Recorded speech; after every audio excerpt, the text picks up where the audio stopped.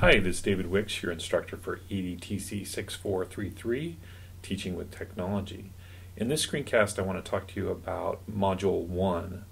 Last week we quickly went through an overview module where you had a chance to look at the ISTE and Washington State standards for educational technology and to get a general idea of how you might demonstrate competency on those. And in some cases, people had some fairly clear examples of what they might do, and in other cases, people just shared that they weren't quite sure what to do. And it primarily served us as an introductory activity, which we can build on and now start to look at each individual standard and go forward from there. And so in the first module, we're looking at ISTE Standard 1, and I want to take you under Information on the left navigational panel, and then we want to go into the schedule so you can start to see how the course is organized. So during that first week we kind of did everything, but from here on out it will take us 2 weeks to complete a module, and we're using the practical inquiry model from Garrison. And in that, there's a triggering event where I ask you a question that you then localize to your own situation. You conduct an exploration by doing readings and posting a resource, finding and posting a resource. There's an integration phase where you begin to look at what other students have posted and seeing if there's something there that you might be able to use and to help you answer your question. And then we move to a resolution phase where you take the readings, the resource you posted, the resource others have posted, the feedback you've received, and we put them all together, and you post what the answer to your question as a blog post in WordPress in your B-Portfolio, and then you get feedback from others on that. So in our case, we're here in week 2, which is where we're starting Module 1, and the question that I'm asking you for this particular module is, how can you use technology to facilitate experiences that advance student learning, creativity, and innovation? Okay, so focusing in a little bit on the creativity and the innovation is really what technologies can you use in your discipline, what technologies can you have students use to help them be creative and innovative. And so you'll be looking at this through the readings that you do, and so I'll point you to where those are, but you're going to do readings to discover that, and then we'll have a chance. We're going to kind of jump. That'll be part of the exploration, but the integration we'll have a little integration this week because we'll have a webinar, a web conference using Google Hangouts, and those who can make it will be looking and answering questions about how you've localized your question. We'll take a look at the question you've come up with, and you'll have the opportunity to share some resources, and I'll also share resources that I think might be good to use in this situation. And so that's really this first week of it, is getting the readings done and to be searching for a resource, which could either be an article, another article that maybe focuses in your discipline, or it could be some kind of a tool. Maybe you found a website that would allow students to be creative, or again you found some kind of article that maybe explains it in more detail, gives you some kind of a promising practice that you could follow. And then in the second week of this module, so that'd be the third week of the course, that's when you're right away going to post your resource. And you could do that in Google Plus earlier than that, but by January 14th you want to post this resource, and that's very similar to what you did when you were posting your blog links in the overview module, only this time it's a link to either a journal article. It might just be the abstract of a journal article if it's not an open journal where you can have a direct link to it, or again it might be a website or a web tool that people can look at that is helping students demonstrate creativity. Again, there'll be a time of integration, real-time integration, when we'll have a web conference. And if you can attend in person, then there will be a recording that you need to watch later, because there will be information discussed during the live conference that won't be presented any other way. And then you'll also be commenting on the resources that your peers have shared, and for sure you want to comment on the resources that are shared by your blog buddies. And I am going to post a Google Doc that will allow everybody to make sure that they've signed up for a blog buddy and have that all worked out, so we don't leave anybody out. That'll happen here very soon, and I'll post an announcement when that's ready. And then you'll finish out this module next week when you take everything that you've the readings you've done, the resource that you posted, resources that other people have posted, the discussion about those resources, the discussions about the articles, and take all that together and look at your question. And can you answer it? And where are you at with the question? And put that down in a reflection in your B portfolio. And hopefully in most cases you'll be able to have a resolution where you'll say, I now understand how I could demonstrate this. But in some cases that may not be true, and you may still have other questions you want to ask, and it's okay in your resolution to really need another iteration.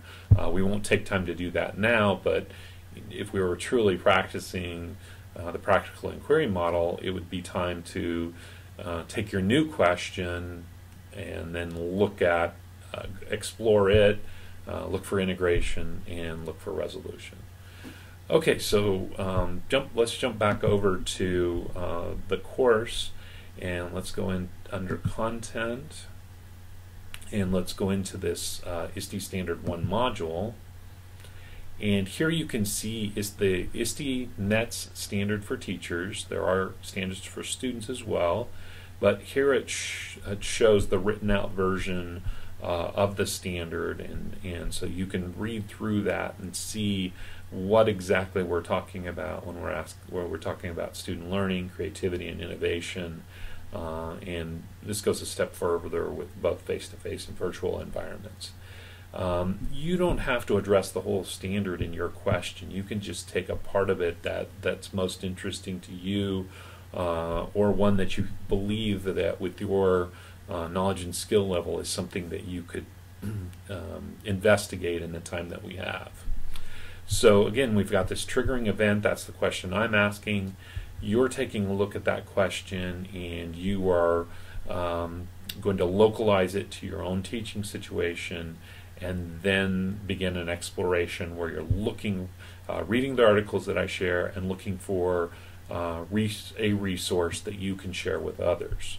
And so let's say that you're a history teacher, and the way you were taught history was primarily taking notes and taking tests, and you want to give your students an opportunity to demonstrate some of their creativity, maybe learn about something such as Martin Luther King Day that's coming up, and you want students to be able to express that in a way that shows their creativity. And so one idea would be to use a digital storytelling project. And so you'll read several articles about that that I'm posting, but you could find a resource. You might find a tool that helps you create digital storytelling projects, and you would be able to use that. Then from here, once you've come up with your question, I've given you a few more things. I've given you just some help. There's a quick article here on 6 essentials to foster creativity and innovation in a classroom if you're struggling with what you might do. And then I also give you the triggering event localization. And this is just where I want you to kind of check in.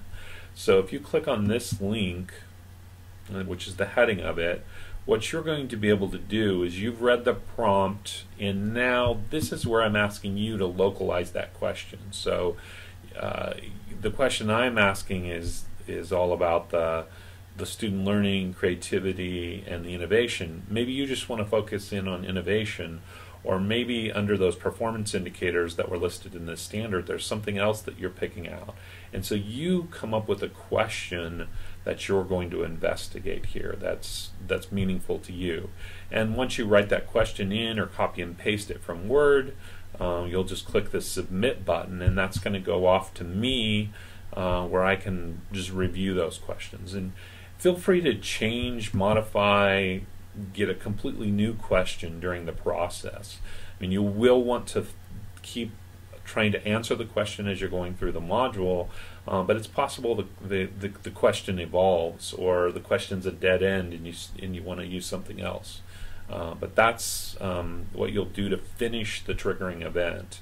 And so now it's time for that exploration. So the articles are here. If you click on this link, here's where the articles that I'm sharing are listed. In some cases, these aren't really articles. This is just a kind of a spreadsheet or a matrix that's listing how to integrate technology. Great resource. You'll definitely want to look at that. And several others are articles. The last one's kind of a list of alternative things to do for lecture for those of you that are maybe in a teaching situation where it's primarily lecture and you're not really sure how you would change away from that. Okay, so those are the articles. And then if we go back into the module, that's part of the exploration. I've given you a few more here to look at, and these are optional. You know, skim through them, see what works for you. You will, when you write your blog reflection later on, want to be able to have some inline citations, not necessarily quotes, but be able to reference articles that you've read and talk about other people's ideas that help form your resolution or your solution that you come up with. So in the resource sharing, then you're going to go into Google Plus when you've found a resource, but you can use the library databases to find a resource. There are open educational journals. There's lots of journals, and I'll be sharing some throughout the quarter, but there's definitely lots of resources out there for you. If you're having any trouble, let me know, and I'll post a list of them for you right away in the course. But you can start by just doing a straight Google search on a term that you're interested in, or use Google Scholar and do it, or again the library databases, and look for solutions. Once you've found a resource, then this is listing out the steps that you'll want to take for that. So you'll want to have a link in your Google Plus. You'll want to have a link to it, and I think I'll just make a separate video where I address this specifically, because this isn't something that's coming up right away. This is just what you'll want to think through. But I'll talk specifically about what I'm expecting on the resources that you share. And this is a good list here to get you started on that, or at least thinking that way. In terms of the integration, this is where you're working with others, and they're looking at your idea, giving you feedback. You're looking at their idea and giving you feedback. And so this is something that you'll do with your blog buddies, but also we'll have this Thursday night live activity where you'll be able to do that. And there's limited amount of space on Google Plus Hangouts, plus it's not probably a good time for everyone, so I definitely am not expecting everyone to show up for this. But we do need some people to be out there, and for some of you, this is the way you would prefer to learn in an online course, is in a synchronous fashion, real time. And so hopefully that group of people will have good questions, good feedback for each other that will help inform the rest of the group that is learning primarily asynchronously or not in real time in the course. And so you'll want to do that. If you are going to participate in the Hangout, you'll have video. So you have a laptop. Now, it doesn't mean you have to. If your computer or laptop doesn't have video, don't worry about that. But you will want earbuds for sure, so that we don't hear other noise in your area, and especially so we don't get feedback. Excuse me, that won't help with the noise in your area. That would be a microphone. If you're going to have other noise going on in your area, you'll want to have a headset with a microphone near your mouth so we don't hear background noise that may be distracting. Occasional dog bark or your child or roommate, spouse asking a question isn't going to bother us, but obviously if somebody's watching TV in the background, that could probably be a bit of a distraction for us. You'll always want to mute when you're not talking anyway, which we'll talk about in Google Hangouts. But we'll have a Hangout every week and work through that, work through the integration, talk about articles, look at some resources, so be prepared for that. And then when that's finished, there is a little self-check that you can do, and this is after you've posted your resource in Google Plus Hangouts. It's also after you've given your colleagues some feedback. So after you've commented on other students' posts, then you'll take a little self-assessment. You can look at that right away. You can click on that link and just kind of see what the questions are. I believe I have this set to allow multiple attempts. So you can go ahead and click begin, and you can look through and make sure you know what the questions are before you answer them. I'm going to leave that page, but it'll allow me to go back into it because it has multiple attempts. And then once you've finished that, you're ready. You've given feedback, so this is going to be in that end of that second week is when you're going to put your blog post together, where you've got your resolution that you've come up answering your question, and you'll put that together. And there's a here is a rubric in this particular link that explains what my expectations are on the blog post, and I'll go over that as well at a later podcast so that you have a better idea of what you need to include in your B-Portfolio post. Okay? So I think kind of went quickly over some of those, but I think this should give you a general idea of what you have to do, when you need to do it, and so if you have questions, feel free to post those on Blackboard so that we can all look at them. And other than that, it's time to get started on this first module, and take this first week to really do some reading, do some searching, and come up with that question that you want to ask that is related to the first ISTE standard. Have a great day. Look forward to seeing you soon.